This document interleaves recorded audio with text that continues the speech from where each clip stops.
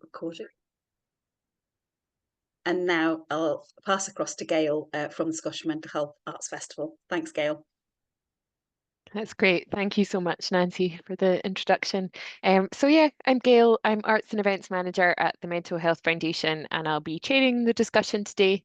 We're delighted to have guests here, Sinead O'Brien and Caroline Horton. But before I properly introduce you both, I wanted to say just a little bit more about the work that we do and the Performing Anxiety resource that we're here to chat about today. So this online event is part of the Scottish Mental Health Arts Festivals programme, and as Nancy said, in partnership with Arts, Culture, Health and Wellbeing Scotland. So our festival is running currently until the 27th of October, so this Sunday, and we're exploring the theme of Invisible this year. And I wanted to mention actually our closing event is this weekend at the CCA in Glasgow. I'll pop a link in the chat in a little while for anyone who's interested and might want to come along to that in person.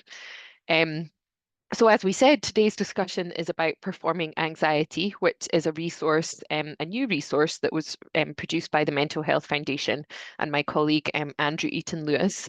And it's for people who want to make audience-facing or participatory arts projects about mental health. The Mental Health Foundation, who have led the resource, which has been funded by the Baring Foundation, leads the annual Scottish Mental Health Arts Festival. We've done so for 18 years. We engage around 25,000 people annually in our programme, and we explore how the arts and creativity can prevent mental health problems and really support people to live mentally healthier lives. And we do this by engaging with artists, connecting with communities, forming collaborations, and really celebrating the artistic achievements of people with lived experience of mental health problems. Also challenging stigma and perceptions and encouraging participation in the arts to promote good mental health. And our position and role in the arts and mental health in Scotland over the years placed us in quite a unique position to produce a resource like Performing Anxiety. We had noticed in recent years there was a real rise in the number of people making work that was really explicitly about mental health. And in a lot of this work, artists really opening up about their own mental health experience, often very personal, often addressing trauma. Some of this work involved artists talking about family, friend experience, and in some, really encouraging others to open up and talk about their own mental health as well. And of course, we see this rise in people talking about mental health, but of course, stigma can still be a big problem. But we've definitely noticed a little bit of a shift over the years since we started out the festival with more people willing to have those kind of opened conversations and talk about mental health. And so some of our work has kind of shifted over the years to very much in the early years, it was about how can we sort of change audiences' minds and how can we have an impact on the audiences that are watching the work, to exploring how our work is presented and really supporting the artists involved in the festival as well. And we're quite often contacted by people who want some kind of guidance and best practice on how to make work about mental health.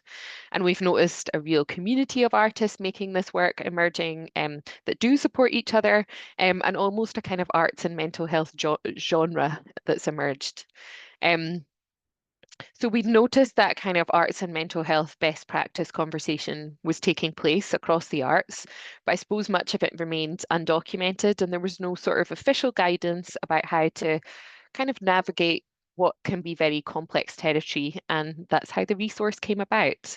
As I said, it's funded by the Baring Foundation and was led by my colleague Andrew Eaton-Lewis, also at the Mental Health Foundation. And it's a collection of individual stories in which we've spoken to performers, producers, programmers, and activists from across the mental health arts world. And they describe what's worked for them, what's haven't, and really just share their experience. So we spoke to artists, including, of course, Sinead O'Brien and Caroline Horton, who are here today, but also Bryony Kimmings, Selena Thompson, the vacuum cleaner, Mariam Omari, and many others. And the resource is available online currently at mhfestival.com/performing anxiety. There are some hard copies actually dotted about at various festival events and venues. And it consists of, there's the 60-page publication. There's a 5-episode podcast of some of the interviews we did. We've got the in-depth artist interviews available online. There's also some specially commissioned provocations that are part of the publication as well. And then there's an evolving set of good practice guidelines that draw on the conversations and focus groups with people across the arts industry to kind of make recommendations. But what we also want to say, it's really a work in progress, and that's very consciously so. We really want to add more voices to it. And if anyone in the room is one of them, then please do get in touch with us. But yeah, what we've really just tried to do is highlight some of the best work that's been done in recent years around arts and mental health, the people responsible for it, what they've learned from their experiences. And yeah, we hope that people find it helpful and find today's discussion useful as well. So on to the discussion. I'll introduce Sinead and Caroline who've joined us, and then I'll let them say a little bit more about their work. So I'll start with you, Sinead, because you're first on my screen. So Sinead O'Brien describes herself as a wandering storyteller and theatre maker. Raised in Ireland, she now lives in Amsterdam, but from talking to you just now, I think that has just recently changed. But that's where she developed No One Is Coming, which was a solo performance where she vividly describes growing up with a mother with mental illness. So Sinead, do you want to say a little bit more about your work, please? Sure. So yeah, I started out as an actor and I'm a theatre maker and I do storytelling. I was living in Amsterdam up until the end of the summer. And there's an amazing storytelling centre there run by Sahan Sabadavani, who directed No One Is Coming. And basically I had started out doing a lot of devised theatre work and I work a lot in collaboration. I've done some heritage and community arts stuff. So I really enjoy trying to help other people find their voice and share their stories. A lot of the work I did was trying to get people to open up and share their personal lived experiences and put that in a place that has the same amount of value as the big institutions that they were interacting with and that kind of stuff. So this was the first time I was telling my story. And that's because Sahand, my mentor, noticed me in this storytelling center in Amsterdam. And he's like, "Oh, you always tell like Irish fairy tales and folklore, and that's amazing. Would you not tell a personal story?" And at the time I was like, no, no, I'm not good at judging that. I will tell a funny story and then everyone looks at me and goes, "Oh my God, are you okay?" Um, so yeah, so a lot of the work I do is using myth or folklore and then very specific personal stories. But really the specific is trying to talk about something more universal. Because all the great folklore and myths talk about something really universal. Thank you so much, Sinead. And on to Caroline then. So Caroline Horton is a theatre maker, writer and mentor writer and mentor. Sorry, I got those confused. Who has frequently addressed mental health through her work and is currently doing an MSc in integrative psychotherapy at Warwick University. So I'll pass over to you, Caroline, to say a little bit more about that. Hi. Yeah, so I guess there are two. I'm a theatre maker as well, so I guess there are two pieces that I've made that are very clearly about mental health, and they're both autobiographical. So back in 2012, I took a show to the Fringe called Mess, which is about anorexia, and then we toured it for much longer than we thought we'd ever tour it, which was sort of amazing. But we also learnt a lot along the way of kind of doing that. What is it like to kind of live within those stories when it's personal, when you're also working with other people who are helping to tell this particular story? What is it like to hold audience responses to that story, positive, negative? What is it like to get a good review and a really not good review of something that is super personal? So I think that's some of the stuff I ended up talking to Andrew quite a lot about for the resource. And then the other one, which was much more recent, was called All of Me, and I did it at the Tron in 2022. And yeah, so that was more about experiences of, I guess, depression and recovery cycles and what it means to live through those and what is recovery. And I also use kind of ideas of myth in that one. I'd love to see your work, Sinead. But yeah, what else is there? Yeah, as Gail said, I years ago, back in 2016, I started to do quite a lot of mentoring of people who were also making this kind of work. And I realized, because obviously people were sharing a lot of their own stuff with me, I wanted some help in how to hold that responsibly.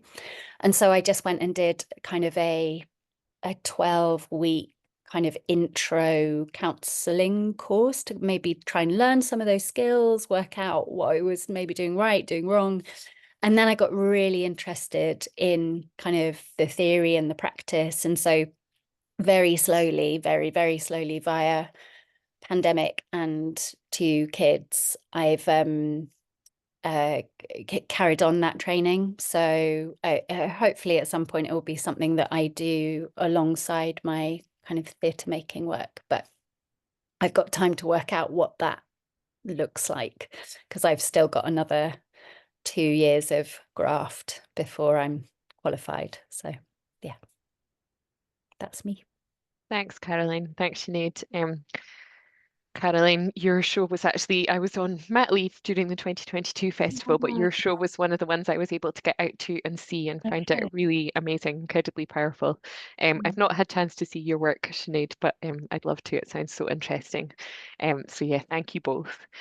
So first off, I'm really interested in just finding out more about why you were interested in being involved in this project when Andrew approached you.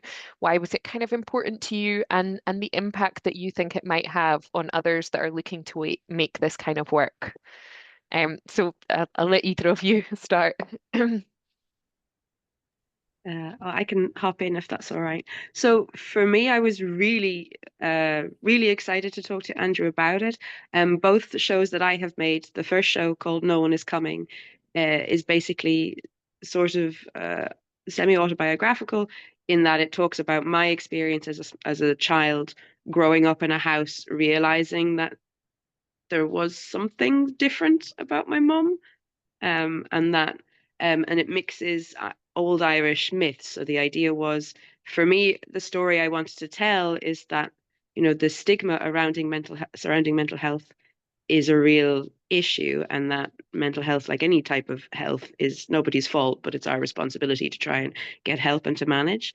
So I really wanted to talk about the impact of that fear of admitting that maybe you're struggling or something is wrong, and not wanting your loved ones to look at you differently. And so it's less about a personal experience of struggling with my own mental health, although it touches on that, but more about being the family or the people who love the person who is suffering, and that feeling of, you know, if you can't admit that there's something happening, I can't help you, and how do we deal with that?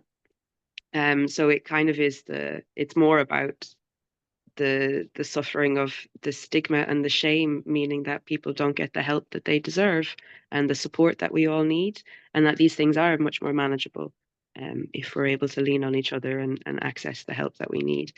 So I was really, and then as an artist, turning around and making that, you have your usual struggles of, well, I want to tell my story, and how much of it is my story to share and how much of it belongs to my mother's experience. And I wanted to be really careful about that. And also, I had seen a lot of fringe shows of people getting up and sharing stories of their mental health or their struggles. And sometimes there's a feeling of, I feel like this is still an open wound. And this person is, maybe I feel like, as an audience member, I'm anxious. I don't feel that they're safe. I'm worried about them. And that detracts from what the point they're trying to make and what they're trying to make with their art. So I really wanted to figure out a way to do it that I was safe and not triggering myself and bringing up stuff that was not good for me, but also that an audience would feel safe, because the whole reason of making this work was for the other little Sineads in the audience to be like, it would have been so helpful to me to know that this isn't something to be afraid of, or that we're not allowed to talk about because what will the neighbors think, but actually this is something that happens and we need to be able to talk about it and address it. And to do it in a way that I knew, okay, I could say half a sentence and someone who has maybe grown up in a house like I grew up in would understand immediately what I was saying. Whereas I could harm myself trying to go into all the detail to paint a very vivid picture of what we had gone through. And if someone hasn't had that same lived experience, they'd be like, oh, well, intellectually, I kind of get it, but it wouldn't hit the same way. So trying to find a way that I could explain it in a way that people would maybe understand as a concept, but in a way that wasn't going to trigger anyone else in the room who already knew what I was talking about. So yeah, speaking with Andrew was really interesting. And my mentor Sahand has a really wonderful phrase. I don't know where he got it from, and he uses it a lot, which is always make sure that you're making art or sharing stories from a scar and not an open wound. So for me, that was the starting place. But yeah, it was the thing of how do we do it in a way that is authentic, but that's like legally safe, morally safe, and just emotionally safe for everyone. Yeah. Thanks so much, Sinead. I really like that quote that you share. Yeah, it feels really powerful. Caroline, do you want to jump in? Yeah, I guess the relationship was there a little bit already with Andrew because of him seeing the work and bringing it to the festival in 22. So yeah, I guess I was sort of just interested to kind of carry on that conversation about what is it that this growing kind of body of work, almost like a part of a movement, it feels like, what's it doing and what can we actually, it's really nice to kind of have somebody go, oh look, there is all this stuff happening, and we can kind of share practice and think about just like partly just an opportunity to kind of think through what the processes were like, which like I've done bits of, but it felt like an opportunity to kind of do that and to think about that. Yeah, and aware of a want or a need for that kind of information. I think, like you said, Gail, just because of people coming forward and asking for mentoring around that kind of stuff, and aware that I would often share a lot of the same things, and that actually, yeah, it made a lot of sense to kind of speak to a range of people who were engaged in this sort of work and collate some of that information for people. So I guess that was my interest in talking to Andrew. Yeah. Yeah. And I think for my next question, Sinead, I think you probably touched on this a little bit already, but I was interested in why you think making work about mental health was important to you or became important to you. And was that kind of an unconscious decision when you started out? So I don't know if you want to take that first. Yeah, I think all I wanted to be growing up was a great Shakespearean actress, but no one would hire me. So I think I ended up doing a lot of like experimental stuff and new writing and a lot of devising, because I would always say like, oh, I'm not a writer, but like I can build. If you give me 2 sticks and 20 minutes, I'll come up with something. So for me, I've always preferred the collaborative process. So it's quite frightening to reach a point and be like, oh, well, right now, like there's no money. And, if you're an actor, you can turn up an audition and hope that someone gives you a job, but there's not an awful lot of agency. Whereas if you are making a show, then I'd have my show in the bag and I could be like, well, I have a thing and I'll turn up. So it kind of started out as a practical, like career thing that I wanted to have a show that was mine that I could tour around. But also, I think I had been through enough stuff, and the work that I found that moves me is something that's really beautiful and joyful and artistic, but it says something. I realized I did a master's in dramaturgy because I realized the story I was telling was way more important to me than the part I had in it. So I guess the natural evolution then was I did reach a point where I was like, no, if I had to make, if I had 6 months to live and I knew, I had one piece of work that I wanted to make as an artist, it's like, I think talking about, oh, my mum, my family, we had our struggles, but it's not the struggles, it was not being able to talk about it that hurt the most. Yeah. And the damage that does. And that's the one gift I would like to give to people is, no, like people love and care about you and we want to be there for you. And it's terrifying, but like we have to be vulnerable, we have to be honest, and we have to engage with these things. And that's the only way to get through it. But there's so much, it felt growing up, there was so much pressure and fear in society of, oh, you don't want to stand out and you don't air your dirty laundry and you don't talk about these things. And I think our family would have been very, very different if we had had that safety to be able to ask for help or just be honest with ourselves more. And I think you could see there's more of a cultural shift happening where that is becoming something that we're all a little bit more aware of. But again, sharing that story, but wanting to do it in a way that was safe and respectful. I'm not entirely sure that I've managed it, but I hope I got close. Yeah. And for Caroline, for you, was it artistic or was it like a personal thing of I want to share this story? Well, I'd made the first show I made was about someone else, a member of my family, but it wasn't around mental health. So it was about my French grandmother. And I'd done that at the Fringe in 2010 and had kind of collaborated with her in the sort of the making, and it was funny and joyful, and then yeah, people started to do that thing where they were like, oh, what are you making next? And I knew what I was making next in my head, but I realized I was really not keen to tell anyone. Not even the sort of producer that I'd started developing a relationship with, who'd produced that first show. And yeah, I was kind of, I guess, enacting some of that societal shame around like, oh, you don't do this. And I also at that point in 2010, I couldn't look around and particularly see anyone making that sort of work. So, I mean, maybe I was just looking in the wrong places, but having been in Edinburgh the couple of years running up, I was seeing lovely stuff, but I couldn't see those stories. And so I just didn't know if you were allowed to do it, I think, is what I felt.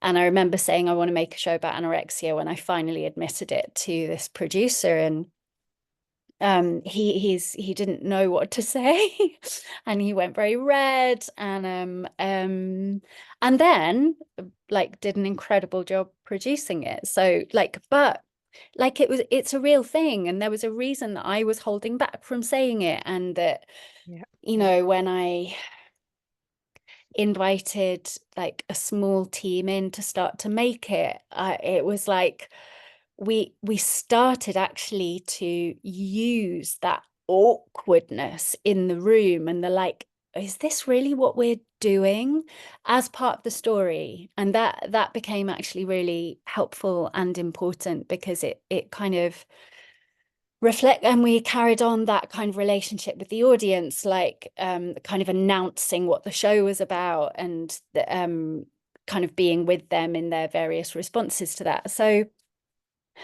how am I trying to answer this? I guess I'm saying that it felt very awkward and weird and not like something that you were meant to do. But to me, that became clear as a big part of the reason why I wanted to do it. It definitely affected how I wanted to do that. So this one was Mess, the one about anorexia. It was a 3-hander, which was very clear for me because it wasn't so much about the kind of detail of a journey through or around whatever anorexia. it was the effect of it on the person's life, using my life as a kind of start point, but also of the people around them. Like, it was very relational. And I think something I was just thinking about when I was listening to you, Sinead, as well, and that I often talk about with mentees who was like starting to make a project, is like, it never felt like, oh, I've had this experience, therefore I'm going to make it. I'm going to make this show. I think, like you were saying, Sinead, it wasn't the stuff. It was the like making the point that we need to be able to talk about this stuff. We need to be able to kind of stop having to hide it all. And it was about, for me, with both these shows that I've made around mental health, it's about being really clear, or becoming clear. Might not have been really clear at the beginning, but becoming really clear about why I was making that show. And with Mess, it was very much about like, it's awkward and it's uncomfortable and it's kind of irrational and impossible, but we can talk about it, and nothing actually happens. We can move through those feelings and understand something together, maybe not fix it, not solve it, but we can have those conversations. So one of the parts one of the other performers plays this kind of, turned into this sort of like everybody figure, like kind of at points almost a best friend, at other points maybe like a deeper, more like romantic even relationship, at points kind of parental or like a sibling, or and etc. Like, but their struggle through it was really important as well. So yeah, what am I saying? Why did I end up making that work? It felt really important to have a very specific reason to make the piece of work beyond, I've had this difficult experience and I want to express it. Yeah. Thank you both. It's interesting to hear you both talk about that need to talk openly about something that felt quite awkward and that people weren't wanting to discuss, and yeah, and kind of using your work to explore that. I think that's very much, as I said in the opener, that's very much why we started the festival as well, was to approach mental health campaigning in a different way and using art to open up conversations that people weren't comfortable having. And so yeah, it's interesting to hear you say that.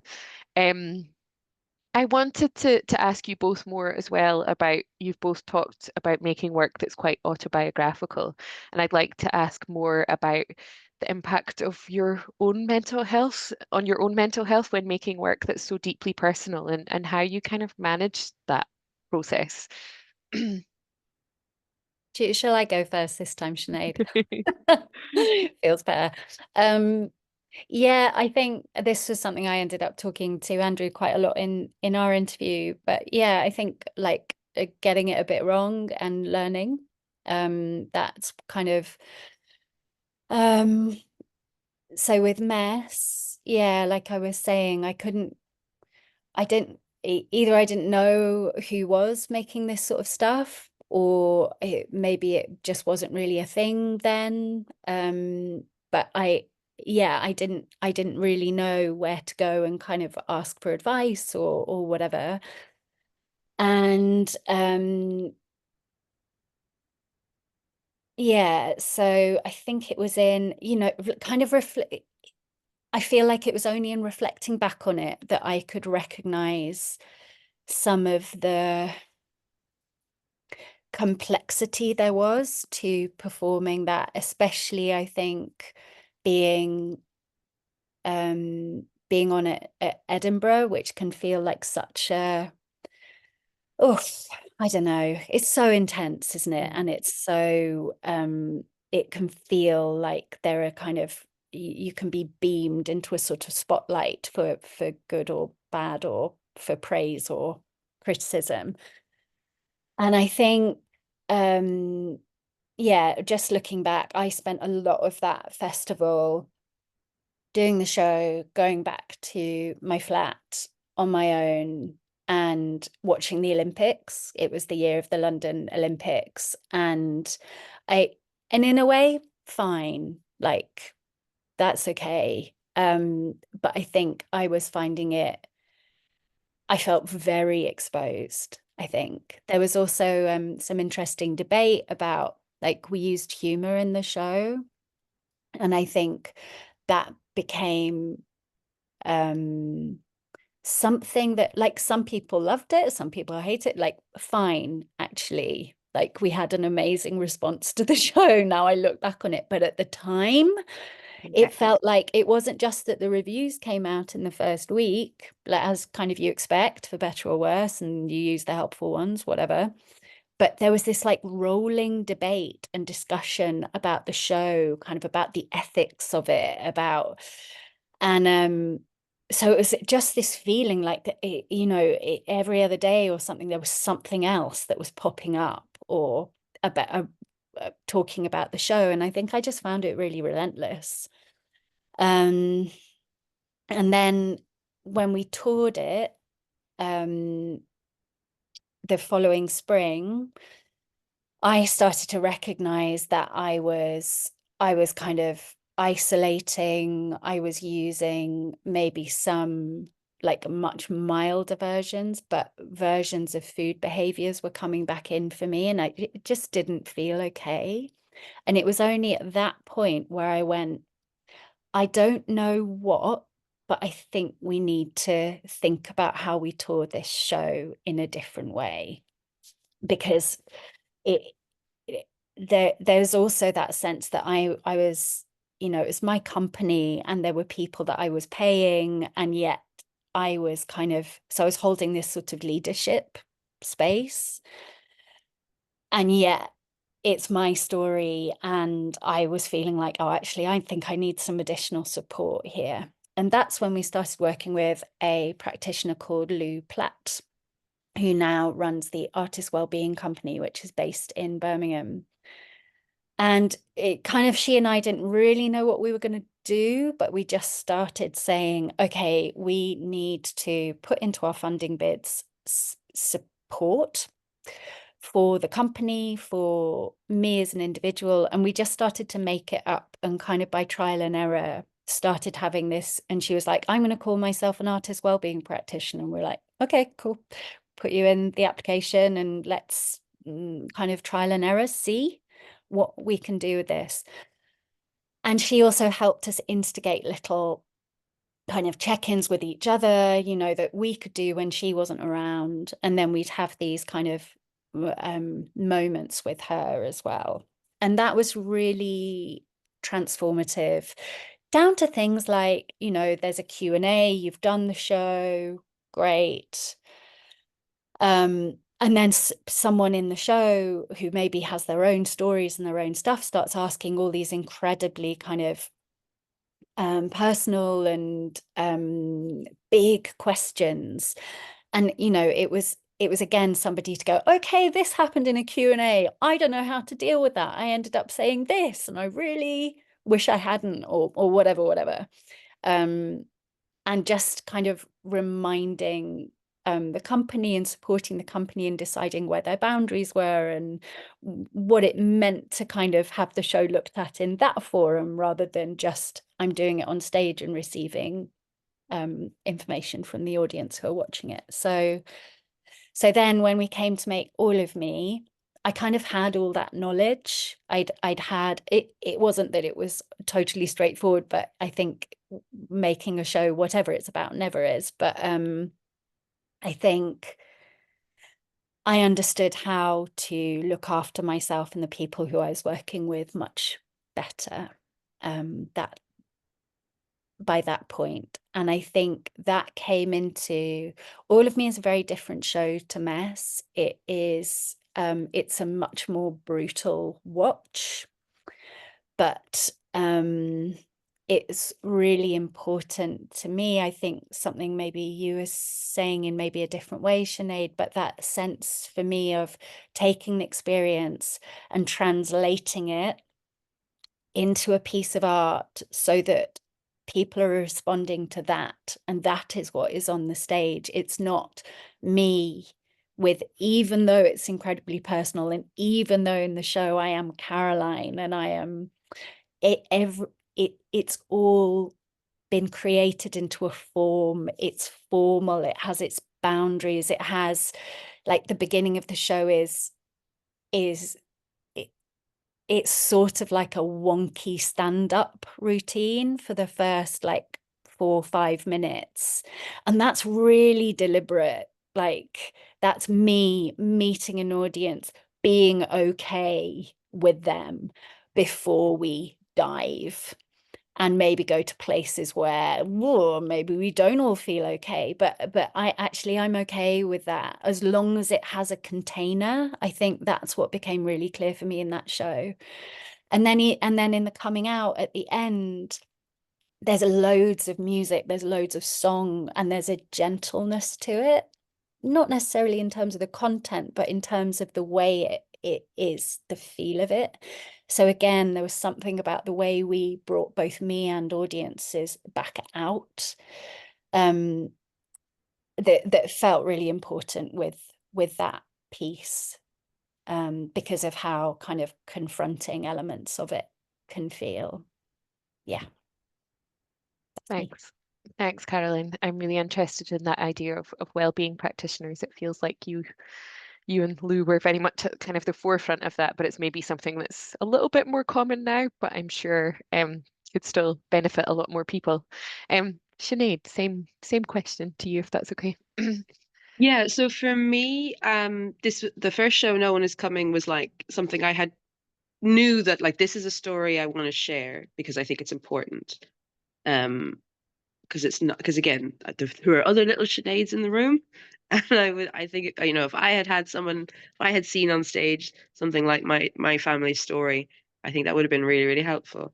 And then of course you go up, like, so for me, I've been through like a lot of therapy and stuff as a kid, because in Ireland divorce was not legal until I was already nearly a teenager. So I'm from the generation where divorce was legal in Ireland. So even that was something people didn't really want to talk about. Um, so for me, yeah, it was similar to what Caroline has said. The shows are me, and they're very honest, but they're the things that I am comfortable talking about, that I would get up on stage and share, and it's crafted. And I remember the process working with Sahand. Every now and then he'd be like, "Oh, should you not like push that a little bit, or go? You know, you seem like, so the true story. We get to a point, and it's getting kind of like the tension is there, and it's getting awkward and uncomfortable, and then suddenly you kind of kick the legs out from under that and go into like a beautiful myth." And I'm like, yeah, I need that. That's on purpose. And even the myth, though it's beautiful and it's like, you know, hyper magical realism, the myths were a way of talking about things that I couldn't talk about in a personal story. So there's a moment where at the very start of the show, like that, it sets it up with, we're talking about real stuff here.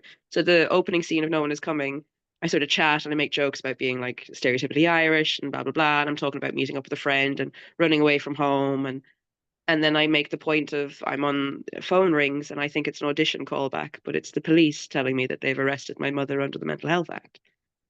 And then the thing of having to tell a police officer, "Oh no, I'm not the person you should be talking to. I can't help. I'm estranged from my mother." So for me, that was it's a big guilt and shame to say, "Oh, I've abandoned her like everybody else. I can't cope with this." And then it goes into, you know, hearing my mother's voice. I haven't heard her in a long time, and the stuff she's saying because she's not well at that point. And then the joke from earlier is like, oh, kind of seeing a guy and like, how do you text someone? Oh, FML, my mother's just been arrested. Lol. And then the guy turns up, and there's that moment of being really, really vulnerable and like not being able to hang up, but just sort of putting the phone as far away from me as possible, but still hearing the voice at the other end of the line. And then there's a moment where like, oh, the guy, he puts his arms around me and he's really stoic and he's very calm and he's tall, and then he has butterfly wings, which is really unusual for a fairy person. And there's that moment where the audience goes, "What?" And then you realize I've started into a myth and we've transitioned out. And for me, that was because it was trying to find a way in the show to talk about the experience of watching someone who's not well suddenly like watching someone sleepwalking or dreaming, where like you say a word and it takes on a significance and the whole journey shifts. So for me, the myths is a way of talking around that experience or conjuring up the atmosphere, and the particular myths we use for me is, oh, well, those women of Ulster who whisper about the bird woman and are jealous of the hero, that's the village I grew up in, where all the neighbors probably knew what was happening, but no one knows how to step forward and help. So everyone just kind of hangs back and watches. And I don't have, I was like, I didn't feel comfortable with a personal story of an example of that, but it's easier maybe for people to understand if it's put in a myth or a story, like a more recognizable story structure. So yeah, for me, I identify with that it was a way of doing it that was safe, a way of talking around things, a way of getting to the feeling of it. Yeah. Yeah. And so for me, I also have that. For Edinburgh Fringe, it's super intense. I needed a carer. I jokingly call them carers. I need a buddy. I need someone there to hold my hand and be like, no, it's okay. You're doing great. It's fine. Or, oh God, I said a thing. It's like, that's fine. I'm going to redirect the conversation. So when I did it in the Edinburgh Fringe, both shows, it was very important to me that I partnered with a mental health organization, that I had signposting, that I was able to say at the end of the show, listen, if this has brought up anything for you, I'm here if you want to say hi, and if you want to hug, absolutely, I'm happy to do that. But here are some actual professionals. Go talk to them, because I can't help you. I'm not a professional. And it was I really wanted it that people felt like, okay, we've touched on some really heavy stuff here, but this is a safe place, and there's a drop-in center. They know that I'm doing the show. We've partnered with them. It was really important to me that they watched a video of the show and then agreed to partner with me, because my big fear is I was talking about something and a professional would go, this is terrible. You can't, how dare you? So it was really, that was very, for me, I needed that level of safety and I guess legitimacy of like, it's okay for me to talk about this.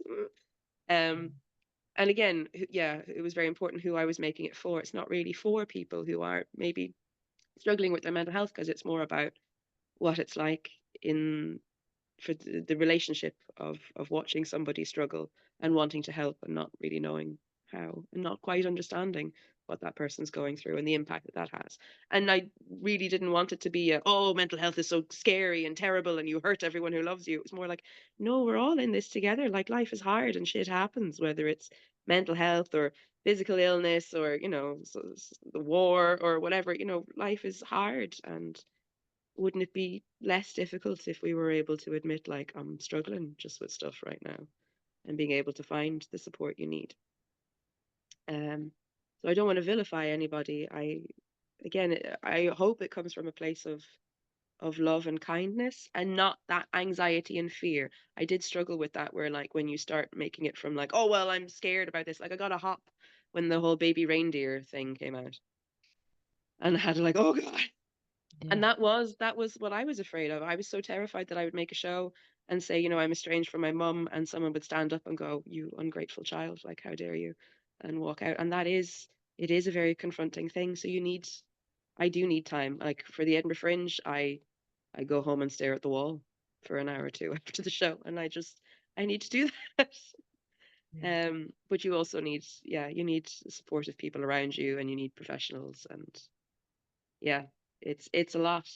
And I think it's really good now that we're having more of these conversations, and you have like intimacy coordinators and all this stuff, because again, going through like, I didn't go to like theater school, but going to like study drama, there was a lot of that, like, we're going to crack you open and talk about all your stuff and get really honest and raw, and okay, now we're going to clap 3 times and off you go to lunch, and I'll see you then for your drama history class afterwards. And you're like, what the so yeah, I think, yeah, mental health care practitioner, whatever, artist, yeah, that sounds very good. We all need those. Yeah. Thanks so much for sharing and giving us more insight into the show as well. It sounds incredible. I wish I'd gotten the chance to see it. Thanks. I wanted to open up now. I feel like there's so many more questions I would like to ask you, but we're running out of time. So I would like to open it up to any audience questions now. Feel free, like I say, I have more questions if you don't, but feel free to pop something in the chat or put your hand up if you want to ask something. Keep an eye.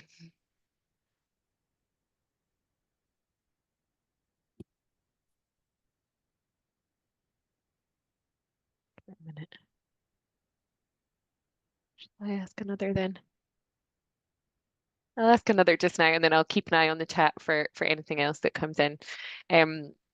So another thing I was interested in, and perhaps it's one for you, Sinead, but I'm sure, Caroline, you'd mentioned one of your early shows as well, is making work that's about somebody else's experience, and I guess the complexity of kind of navigating that, I suppose, when you're considering others that are also part of your story. Yeah, so could you talk more about kind of navigating that process? I mean, you've touched on it a little bit already. Yeah, so for me, I think the big issue is for a long time I struggled with, well, is this my story to tell? Because I think so socially we have the thing of you don't air your dirty laundry, and a lot of people would wait until the person died before they start talking about it. And also there's the thing of, yeah, I'm estranged from my mother, and that's also something we don't really talk about. And so for me, I think it was, this is something that happens, this is an experience. And for me, it was, I guess I've originally described it as it's a love letter to my mother that I'll never send. So it really comes from a place of, I felt that I had failed my mum, and I love her, and she's a wonderful, intelligent, incredibly strong person. But we just reached a point that because we weren't able to meet each other where we were or communicate, that the relationship deteriorated. Um, and that has a huge impact on people, particularly mother-daughter relationship. But like we all have friendships that we've lost, and that's also something we just don't talk about, what it's like to watch someone you care about struggle. And that has an impact. So I wanted to share that because I knew I wasn't the only person, but also disclosing, mental health struggles of somebody else is not a great thing. So for me, it was very important that I'm only referring to things that are a matter of public record. And it's all through the child's eyes of not quite understanding what was going on. And it was my story about how the events impacted me and less about my mum and her mental health. Um, so a lot of it's about a kid not understanding and not being able to talk about what's happening at home, and how that's really hard and scary, and how that impacts you. And that's a more universal thing. It was very important for me, yeah, that my mum is a person, and she's wonderful, and I don't want people to come away thinking that she's awful or that it's very scary. But these are the things that happened, and it's also how a child views it. So it's that kind of murky thing of how I understood it at the time, which is not necessarily the full truth. Like you can't, so it's kind of more of a memoir thing. For me, it was very important that we don't use my mum's real name, that we don't ever use a diagnosis. So it could be anything. It could just be stress. It could be, like we don't disclose what it is.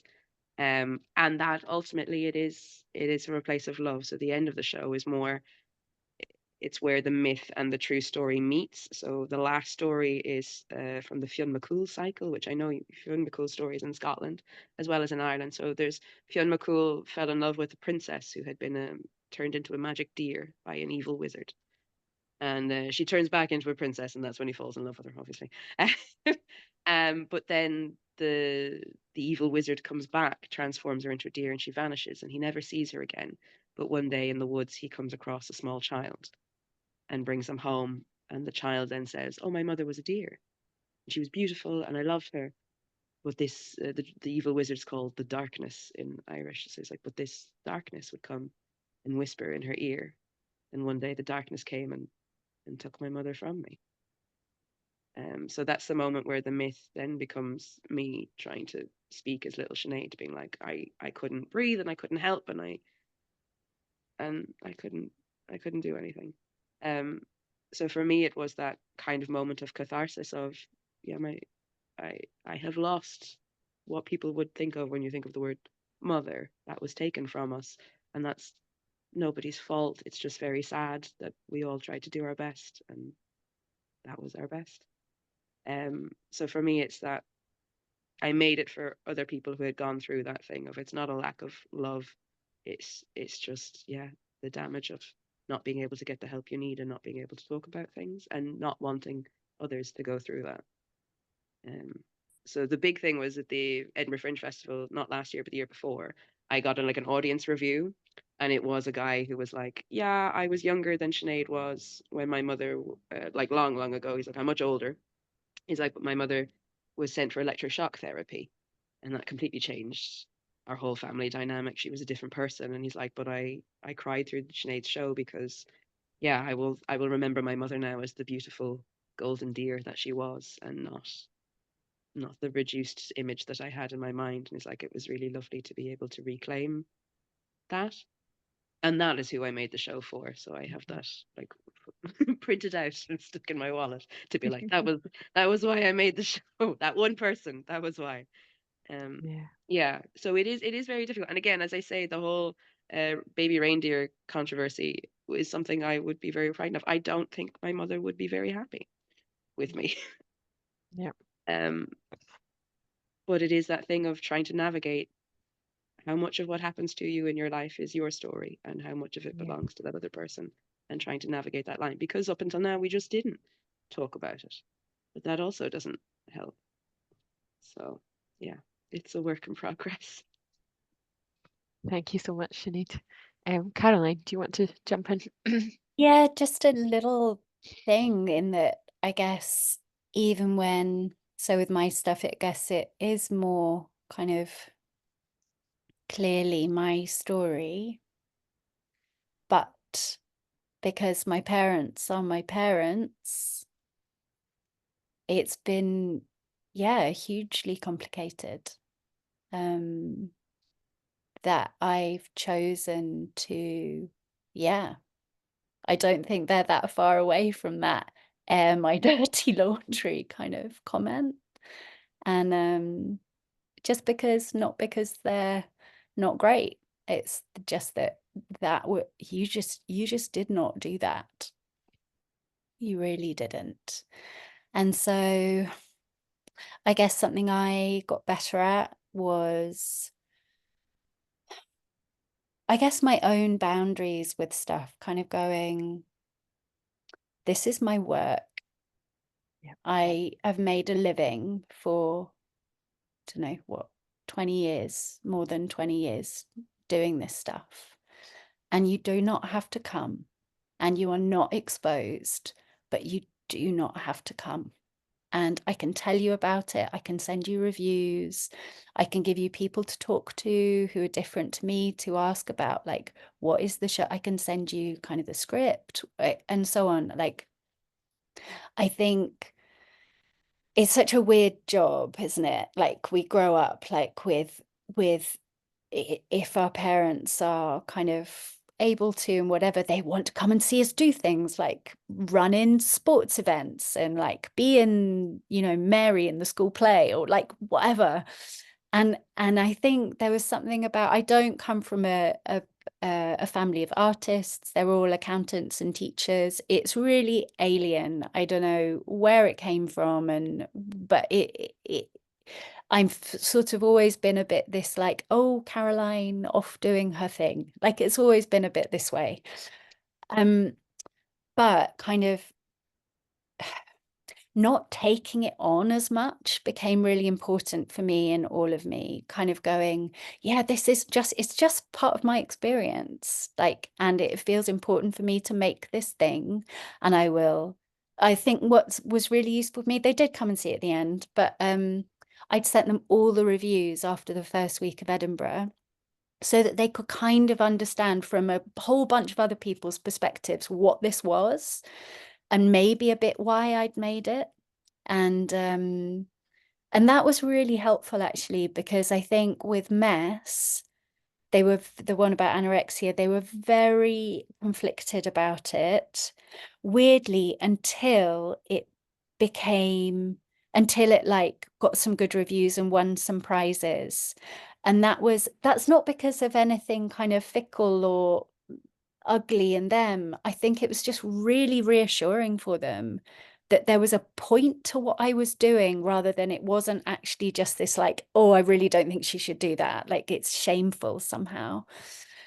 So I don't know. I think, yeah, I haven't had that negotiation in myself of feeling like this maybe might be seen as someone else's story, but I feel like it's impacted people around me, because as my parents, it's so easy to like for them to hold like guilt about some of the things in life that I've found hard, even if that's not coming from me. You know, as a parent myself now, I sort of I can relate much more to that. Just like you're just kind of programmed to do that. But yeah. I find that interesting because my second show, Hero Van Laic, is about me growing up with my dad. And my dad's a recovering alcoholic and prescription drug addict. But my dad and I still talk, like we're quite close. And it's about that shift in relationship of like, oh, my dad, mum's a bit different. Dad's my hero. And then the fall from grace of, oh no, there's a whole load of stuff here that we also did not address. And yeah, like that, my dad, I think, watched watched a video recording of No One Is Coming in like 15-minute bursts. And I've talked to him. I think I gave like an edited performance of Hero, the show about me and him, over the phone, because he lives in in a camper van in the middle of nowhere. He's constantly rambling. But I don't think he's ever brought himself to actually watch that, which makes sense absolutely when it's about his writing. So it was the difference in that with my dad, it was a thing of, well, listen, this is important and it's your story and you should tell it. I might not be able to sit through that, but which is fine, right? Which is fine. I was like, yeah, I think if someone made a show about me, I probably wouldn't go see it either. That's fine. Like, but again, if my dad's on his program, that's very much the AA thing of other people's opinion of me is none of my business. Thank you so much to you both. As I said, there are so many more questions I could ask you. I've really enjoyed listening to you both, and thank you for sharing more insights about your work and how you approach making work about mental health. Yeah, I've really enjoyed the discussion today. Please, everyone, take a look at the resource, especially, sorry, Caroline, did you want to? No, just saying there are a few questions in the chat, but have we run out of time? We have run out of time. I noticed them just coming through as you were speaking there. I'd be happy to answer them in an email or something if people wanted to send that out, but maybe that's too much.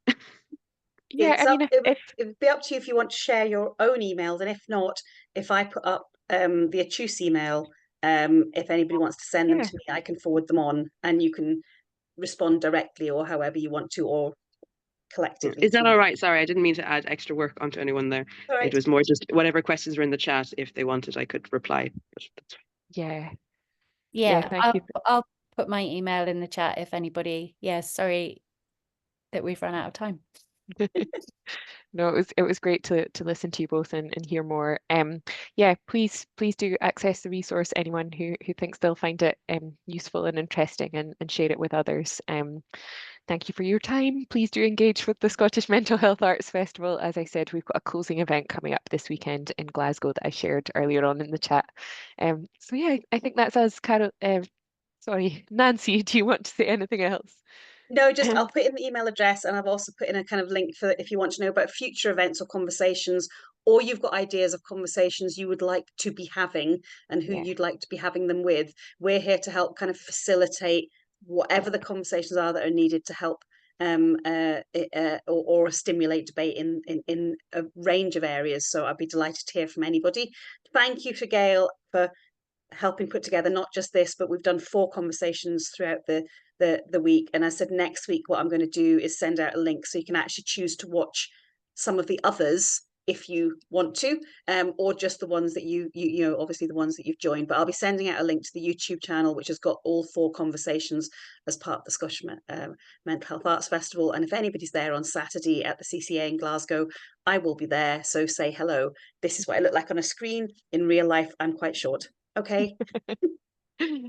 Thanks, everyone. Thank you very much. Bye. Bye. Thanks so much, guys. It's so lovely to meet you, Caroline. Your stuff sounds amazing. Thanks so much, Gail. You were lovely. Thanks, everyone. Bye. Bye, all. Bye.